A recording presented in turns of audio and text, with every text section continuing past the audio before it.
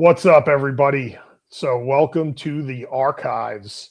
Back to the original OGs here. We got our producer, Tino Patino III, and our returning champion, Chris Vaccaro. What's happening, fellas? Happy to be here.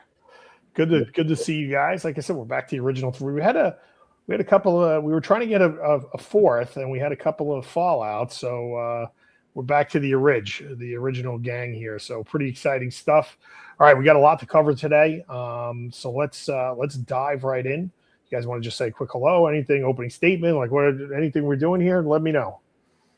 Yeah, we're locked in. It's a busy stretch before that spring break. Everybody just seems to pile on every single possible thing that you can. So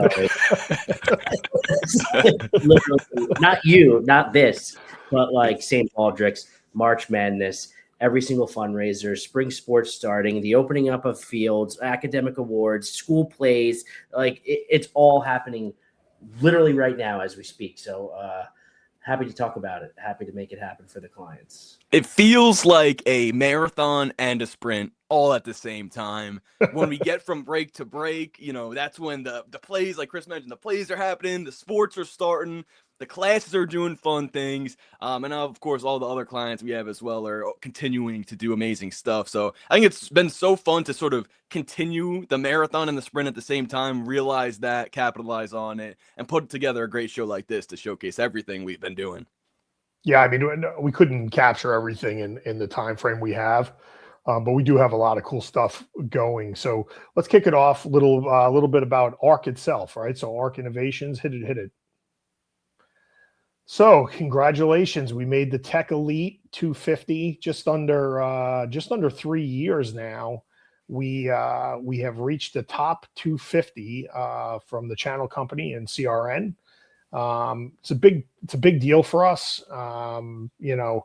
We're proud of the fact that the company has grown, and it's funny. Somebody recently told the CEO, Walter Cook, he's like, you guys got to stop saying you're a small company. You're not a small company anymore.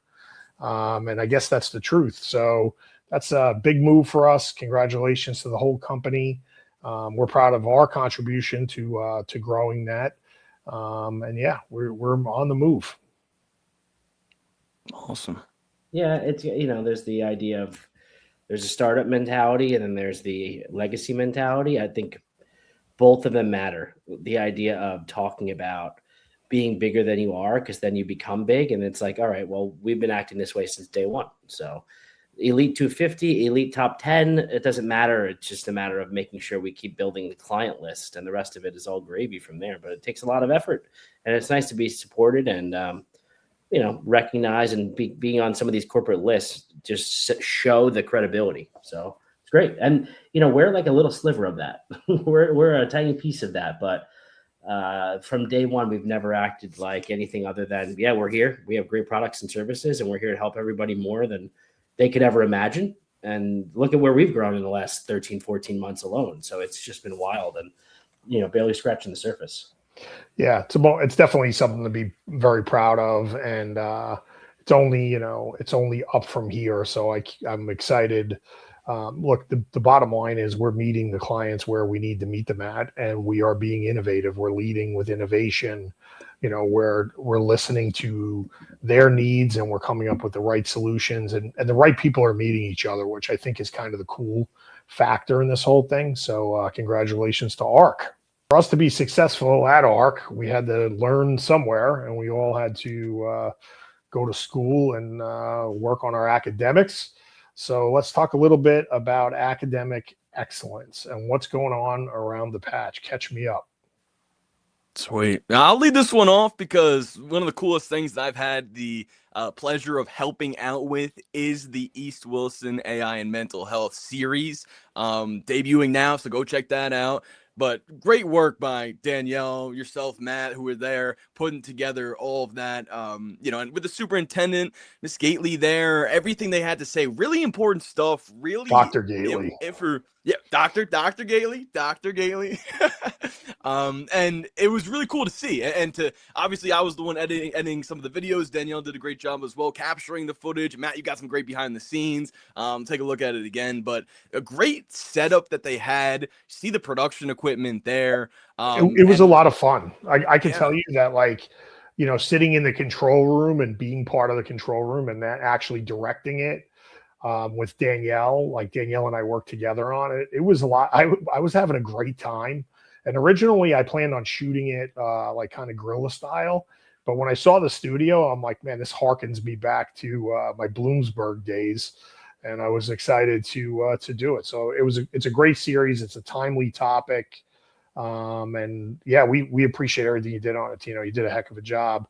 And we have quite a few many weeks left in the series. Instead of just talking about it, instead of just having a monthly series with parents in a room, you're going to hit more people, eyeballs, fingertips, engaged consumers, parents especially, by posting something online. And that something online is not just some standard perfunctory graphic. It's a video series featuring the school chief of this district because it's her idea, but she's fostering the engagement and the learning and the experiences for the kids related to this.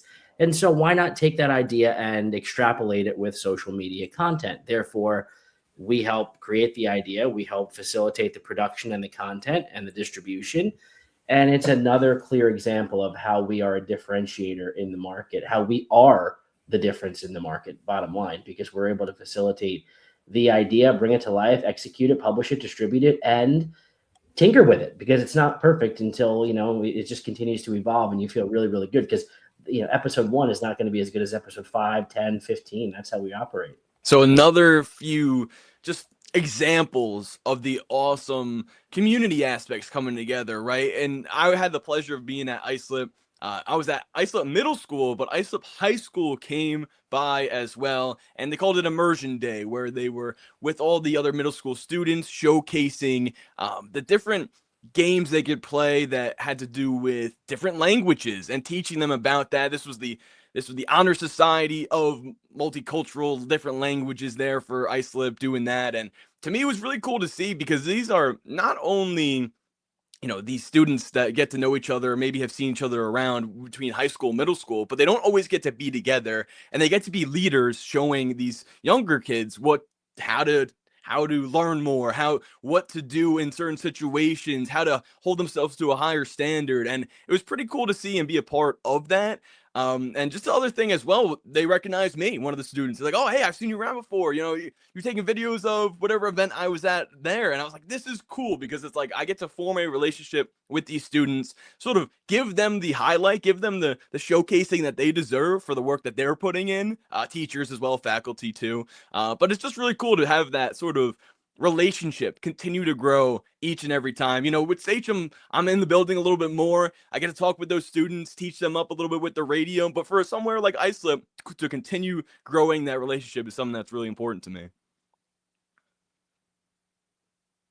The rest of it is all a perfect example of it. It seems like people just plan their educational programming around this March, you know, and so there's just been so many things related to, you know, the cross-discipline programs like you're seeing here, or just really, it takes a little bit of extra effort when you're inviting somebody in to help tell the story, meaning there's probably like a school-wide campaign that impacts a lot of people. So there's one here that's alumni related, one that's related to, you know, the whole district the whole school coming down to shake these kids' hands. But you know, it's ABCs, like it's literally important. It's about the foundation and the building blocks of education. And then the other one, as Tino's alluding to, Immersion Day. I mean, that's the world language program. That's as much recruiting as it is, you know, educational facing. And by recruiting, I mean, the world language programs in almost every district have a tough time making sure they can sustain, let's say, the Italian program, or bring the numbers up in certain sections of the Spanish program. So a lot of high schools go down into the middle schools to help recruit.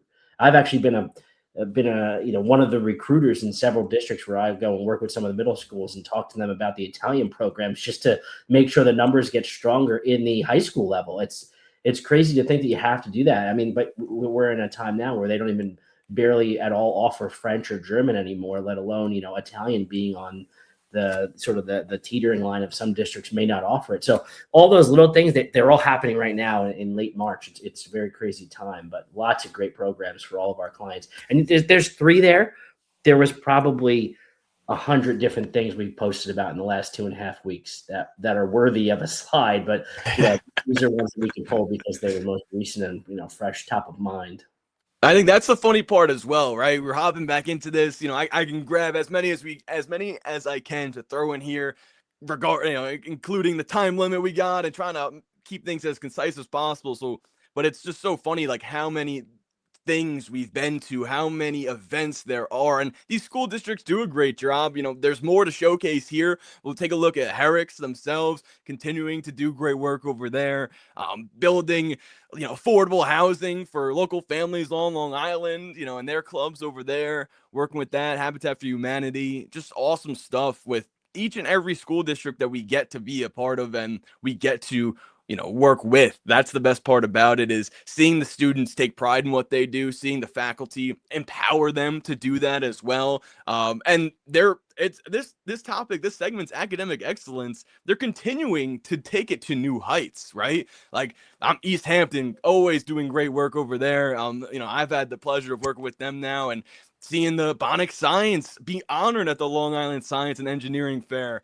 Their robotics club as well. They deserve their whole show. The inaugural Bionic robot club there, but they put it together, go to Hofstra University and have a good recognition there and put up a good performance. And like in a competition like that, when so many people are coming out to do it for the first time and to be a part of something like that, capturing it is just so cool to me, and seeing stuff like that. And there's more things to talk about. Like I'll go back to this one here with Quag. I had the opportunity of going there to the library, Quag Library, great place, but such an even cooler experience for the Quag School students to go there with their families to the art show and see their work hanging up, up for everyone to see within the community. That's the stuff that really, cool.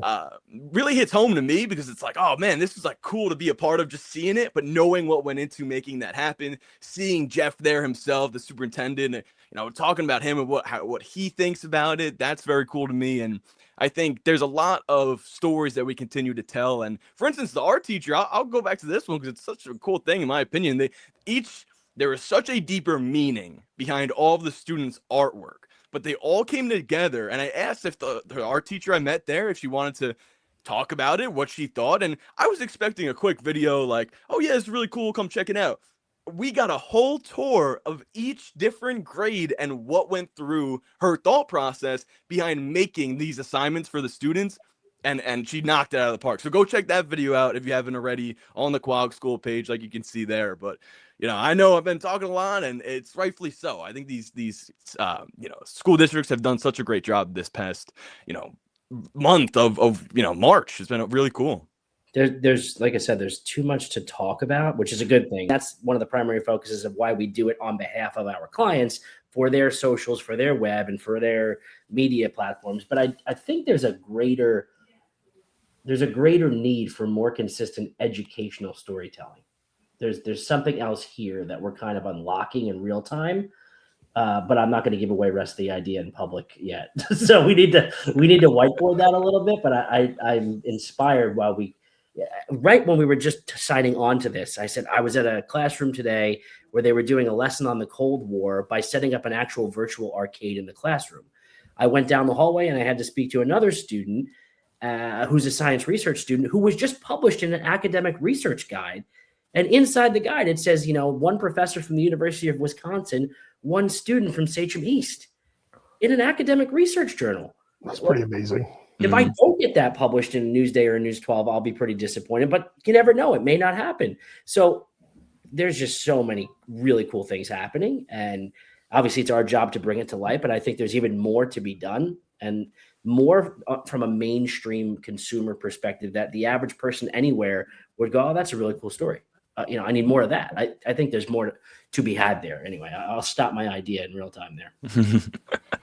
We'll look forward to sharing that too in the next couple episodes. For One sure. thing we can share right now is some of this. If you want to talk a little bit more about Mount Sinai here. Yeah. So look, there are our newest, member of the team here. We're excited to work with them, and they've done a tremendous job with their branding, and I mean, just absolutely crushing it right now. Crushing it, getting the word out, and the tech director and I are. We have some creative ideas on things we want to do to make it really pop for the district.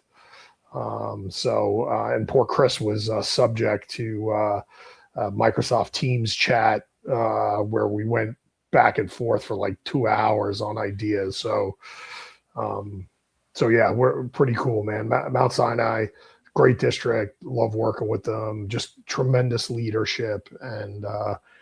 As they say, you ain't seen nothing yet. Can't wait to continue to show it. And again, Danielle's doing a tremendous job working with them. We had a great meeting with their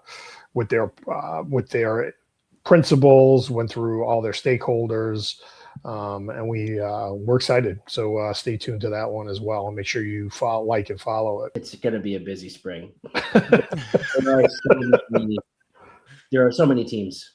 And they've added flag football from the girls' side. It's a spring sport. So, and then I say they added, it's an official Section 11, Section 8 sport in Nassau and Suffolk County. So not only do you have boys lacrosse, girls lacrosse, baseball, softball, flag football, track and field, tennis, and probably a couple others that I'm not even thinking of. That's a lot. And in grand fashion of how we operate, it doesn't matter if it's Sachem opening up their brand new turf softball fields at both of their high schools in the last week and a half, or covering the just opening day vibes and mentality. And in our case, that means like previews and season previews. And we've started doing WSHR Sachem previews. Obviously with the radio there, it's a little bit different than the average school, but I was at another prospective client's flag football practice the other day, putting together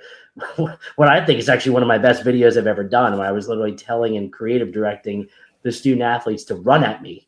I was like, do not worry about me. Run at me.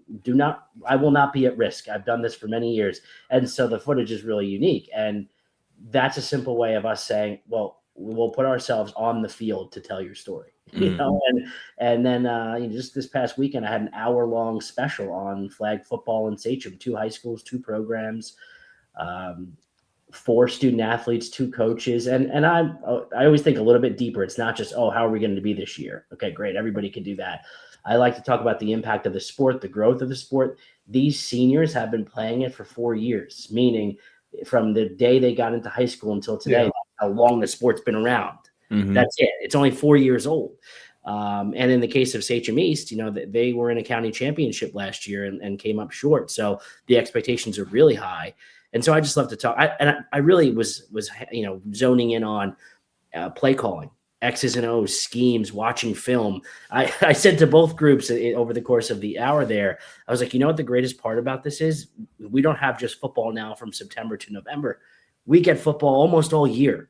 And for me, that's exciting. That means sideline reporting. That means in-game coverage, pre-game, post-game, play-by-play for the WSHR students. Like it's so great. So, that's just flag football I'm excited about. Not to mention all the rivalry matchups. Sachem, I'm saying this now because it's very high ranking, but like Sachem North boys lacrosse, number 2 team in the county. That means it's a heck of a lot of good lacrosse ahead because, and I'll say it, and I know many people would agree, Nassau and Suffolk County's top tier conferences for boys lacrosse is the best in the country. Yeah, 100%. What you're saying, Connecticut, Denver, Maryland, whatever. Suffolk Conference 1, Nassau Conference 1, and Sachem's the number 2 seed in the county right now. So I'm excited about where we're headed for our coverage, for the students that get to tell the stories. That's what this is all about. So, yeah, I mean, this is Long Island is the hotbed of lacrosse. It's the best in the country by far. I mean, I'm a baseball guy, so it's kind of lost on me, but I absolutely have a lot of respect. And it's funny, just on a side note on lacrosse, related but unrelated, one of our interns, our summer interns, is one of the top players at Wagner. So he was featured recently on the Wagner X account, and so yeah, one of our Dan McMahon, Nice. one of our interns from last summer. He's absolutely crushing it. And then one of our one of our marketing interns who's still with us part time is Shane Cook. He's down in Virginia, so I believe it's Virginia. So it's I think he goes Tech. He thinks it's Virginia Tech. yeah, but you're right, Vatech. Yeah, so he's Virginia Tech. So yeah, they're so lacrosse kind of there's a lacrosse DNA throughout Ark, and then obviously throughout Suffolk County. So Suffolk and Nassau County, the best, like Chris said, the best in the country. All right, what else we got? Well, we're talking about awesome sports, right? And excellence from that standpoint. Well, let me take you to the Montauk School girls basketball undefeated season. And I'm getting fired up talking about it because some of these girls, or at least within the Montauk School itself, we saw celebrate an undefeated season with field hockey earlier this year, or last sports season, as we could say it that way, to now be in the springtime, to have them go out and do it again. This is what my favorite part about this is. Obviously, I'm happy, proud of Montauk School and the girls for being a part of something as awesome as this, and this type of, feat doesn't happen all the time. It's an undefeated season, pretty hard to do. I was able to be at a couple of their games, and this is what makes our job so fun. I can't even call it a job. It's just our lifestyle, right? Being at the game, videoing the girls, and they're making the shots, they're doing cool crossovers, playing great defense. I put together a little highlight tape for them, right? Put it up on the account. And this is why it's so much more than likes and comments. Sure, when you make great content, that's going to come. I'm more focused on the comments being from the community saying, thank you so much. This hyped me up on a Tuesday night, and my daughter's so proud to watch herself go off and have a great season and have a great game. And it was really cool to be a part of something like that and provide that service for Montauk and the community there. That it's more than the likes and the comments. That's going to happen. It's about the community coming together and being able to see something like that, for the girls there. So that was really cool to me to be a part of that. Simultaneously as well, on the left, you can see on this slide here, Islip had their March Madness chess tournament. I've been a part of schools myself, obviously now getting to see more things and events that are going on day in and day out when I'm there covering it. Chess and a March Madness tournament for it. It's the first time I got to see it, and it was electric. Cool. Look at Very these cool. kids. Look at the kids' cat. Like, there's a table surrounding them, right? But had to be 20, 25 plus students watching, not only watching, in silence, because you don't want to, interrupt the match or anything like that. So it was just a great thing to be a part of, and to see the students gather for something like that was pretty cool. And it's just another innovative way, right? For, it's spring sports, but also fun, and to really showcase what the school can offer them for the students there. It's a good event when Tino texts me right when he gets into his car. He's like, "Oh, that was unbelievable. That was something else." I'm like, "Oh shoot, okay."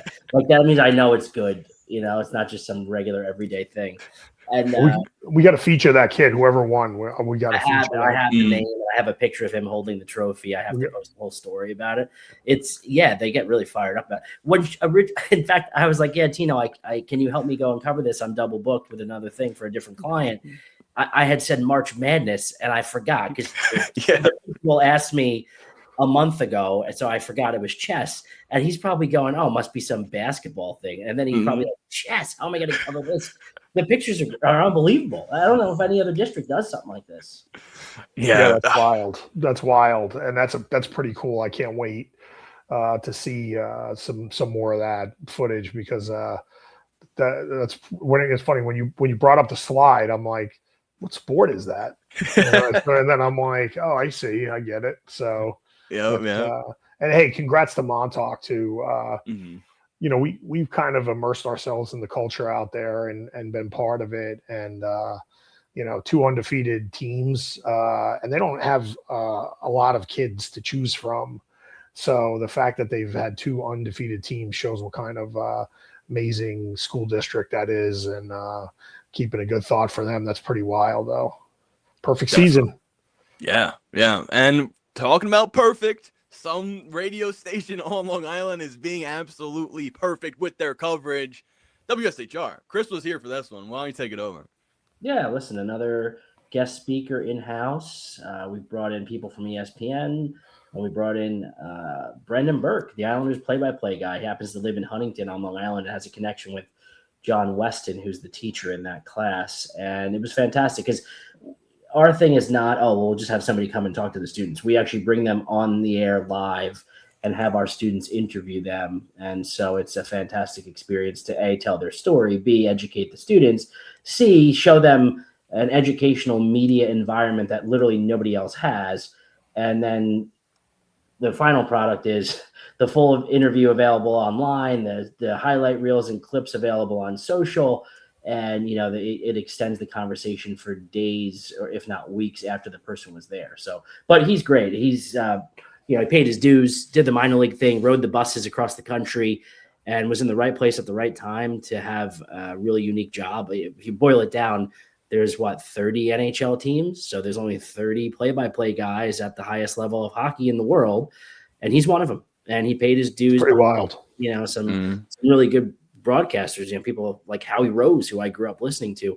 And now the Islanders are really good, and the playoff hunt is on. And so it's good hockey. And we got Matthew Schaefer. And so the students are great. We game planned, obviously, yes, ask him about his career, ask him about his journey.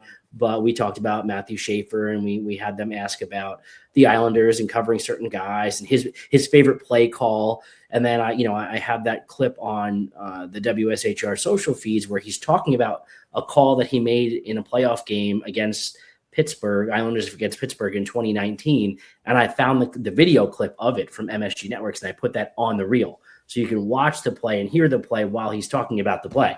And it's just good stuff all around. But yeah, we were thankful that Brendan was able to come down and talk to the kids. Well, look, that's what we do, right? We give we bring opportunities, we give opportunities to students that they might not necessarily got, or had a chance to have. So pretty wild. Again, I'm older than you guys. So when my Sachem days, the Islanders were the cream of the crop. They were like the '70s Steelers. They were, they had 4 Stanley Cups in a row. Should have won one since, by the way, but they had 4 Stanley Cups in a row. And hopefully this is the year they do it. So they always have a soft spot for that. And the fact that we got to share that with the students and also to, get his story out too on a 6,000 watt radio station is pretty wild. So exciting stuff. Yeah, much more to come. My goal is to have, as we round out the school year, somebody in April, someone in May, maybe early June, just to give the students an extra boost of not our voices, but the outside voice. So it's good. Awesome. All right, T, keep us moving. All right. Well, I think we should stick with the fun aspect of things here with the segment. Matt, I think this is the best I've ever seen you look. Yes, and it's only because Danielle classes the picture up, but so I'm the master of ceremonies. They call me the Dom King, pun on Don King, and I was the hackathon master of ceremonies, and the theme was ancient Egypt. So, like I say, you don't dress for the job you have, dress for the job you want, or dress like me. Either way, you're going to be covered. And I was super excited to do it. It makes it worth it. The kids were great. They had a great time. They were, I stayed 40 minutes after the hackathon was over to take pictures with the kids.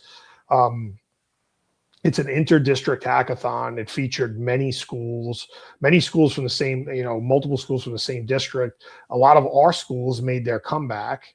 They were there, the schools we work, which was very cool to get to see. And we did it at the ASSET conference. So that was the first time that has ever happened. in a public forum. And it was great. The hackathon was tremendous. There was a major upset. I shouldn't say a major upset, but there was an upset. The Manhasset School District placed 2 teams in the top 3 spots. And then Garden City, who was making their debut, or at least their return, finished second. So it was wild. Hop Hog, which is was the defending champs, was the number 1 Suffolk team, came in 4th place. It's unbelievable. We're definitely gonna do some ARC media coverage of the hackathon. I think I'll have some one of our teammates come out and cover it, because it's just hard to explain without seeing it. But watching the students work together and watching them create these amazing projects, just a lot of fun. And then, like I said, I have a great time. Everybody knows I'm a big kid, so yeah. Plus, I got my cool Arc Carhartt shirt in there. Mm-hmm. And it was fun. I got a lot of laughs out of it, for sure. Awesome. When they was sent to the Noah Arc group chat that we got going on for the media side things, and I stopped dead in my tracks. Like, this is the best photo I've ever seen. Shout out Danielle as well, making that happen there. Now we got a little bit of brand curation, identity for other clients in the mix here as well. Just taking a look at some of the stuff that we've been posting there. LinkedIn, you can find them on Instagram, all the social media platforms you can think of. That's where we're at for them. It's always, and this is something I feel like I reiterate on every Archives, but I'll keep talking about it because anytime I get to edit a JLC video, I become smarter and wiser because of it. And it's one of my favorite things to do. And it just, to be like, I'm a consumer of the content that I'm also working on myself. So it just, every time they continue to raise the level of knowledge in my head. Yeah, Chris and I can tell you, we look forward to any conversations we get to have with Dr. Jorgensen. Obviously the Telechoice guys, spoiler alert, we were trying to get Matt Corrado on here as our guest host.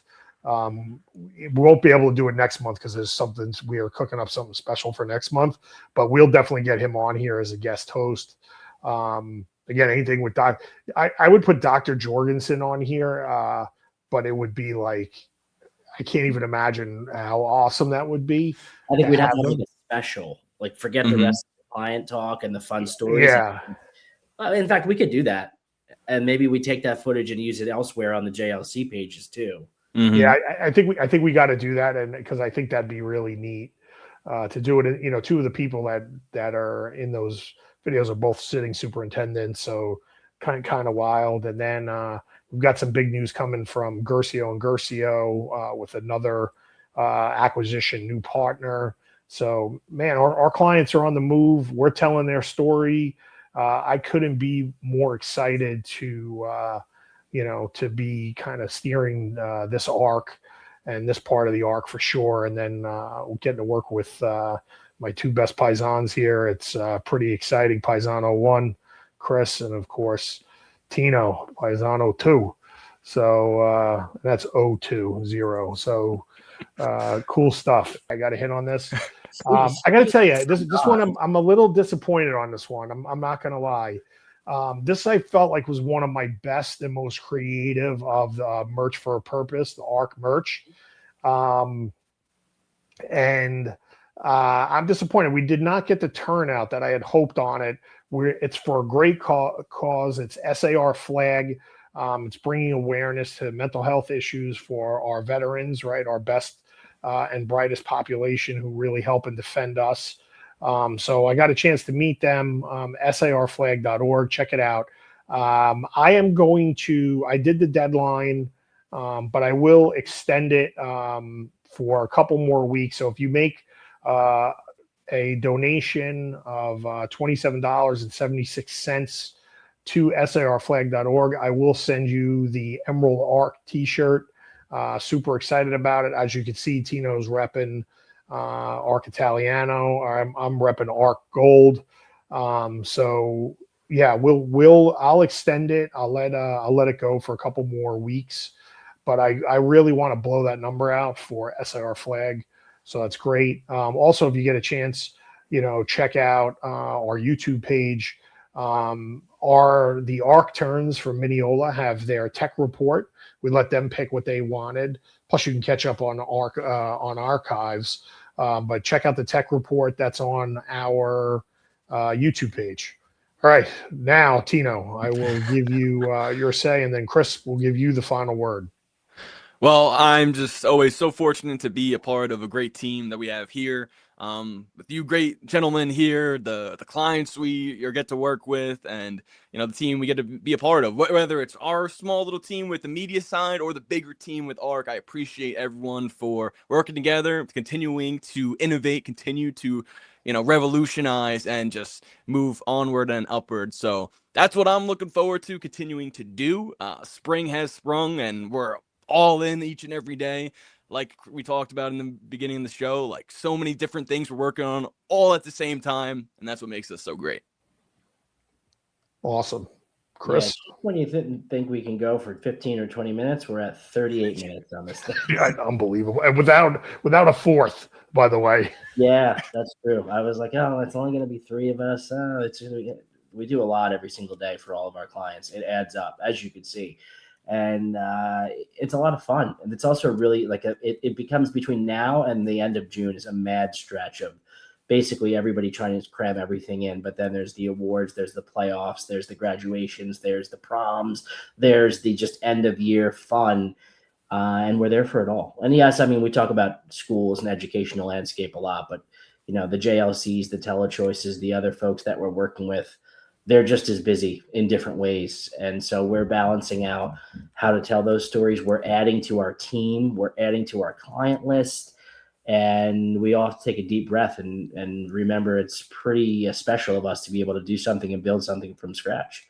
And it's part of a larger ecosystem at ARC, which is great too. So it's a kind of the best of both worlds. But it's the sun is shining, the temperature is getting warmer, students and staffs are running around outside having fun. And so are we. So I'm excited about what's ahead between the next 2.5, 3 months of the school year, and then assessing everything and recalibrating and gearing up for what will probably be a busy summer because we don't stop telling stories in the summer. So there's a lot of great things ahead. So my final words are: keep living in the moment, keep telling the story, and keep growing this ARC brand the best we can. Awesome. Well, that's a great way to end it. I really appreciate both of you taking the time. I know how we're doing. If you like what you heard today, make sure you give us a thumbs up, maybe share it out, and then subscribe so we can continue to provide great content. We're super excited. We're going to have a special episode next month, so stay tuned for that. And this is the Archives.